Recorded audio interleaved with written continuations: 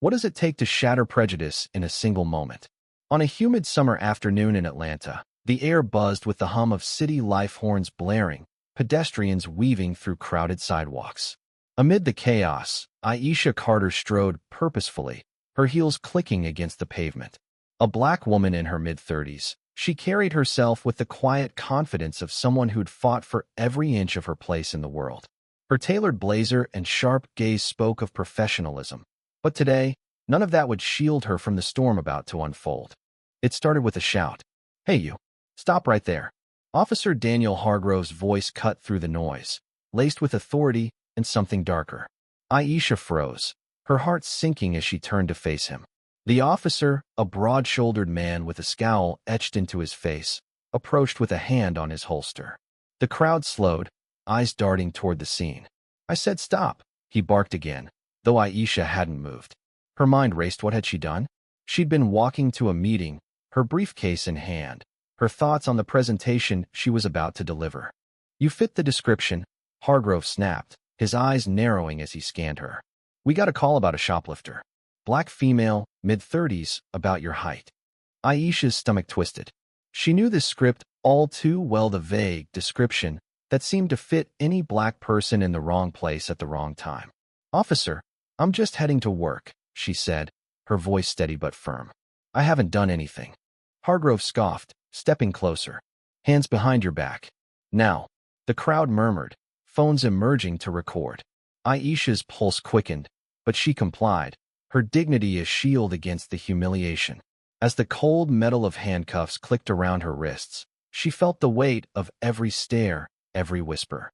This wasn't just about her, it was a scene played out too many times, a story of power wielded without question. Then, a voice broke through the tension. "Officer, wait." A young man pushed through the crowd, his phone still recording. It was Jamal, a barista from the cafe Aisha frequented. His eyes were wide with urgency. "She's not a shoplifter. She's a regular, works downtown, always in a suit." "You got the wrong person." Hargrove barely glanced at him. "Back off, kid, or you're next." But Jamal's words stirred the crowd, their murmurs growing louder, a ripple of doubt spreading. Aisha's mind churned. She could feel the injustice burning in her chest, but she knew anger wouldn't win this fight. "Officer," she said, her voice calm but commanding, "check my ID. It's in my briefcase." Hargrove hesitated, his jaw tightening. He grabbed the briefcase, rummaging through it with unnecessary force, and pulled out a sleek leather wallet. Inside was a federal ID card, its seal gleaming under the sunlight. His eyes widened as he read it. "Aisha Carter." The crowd erupted in whispers, phones still rolling.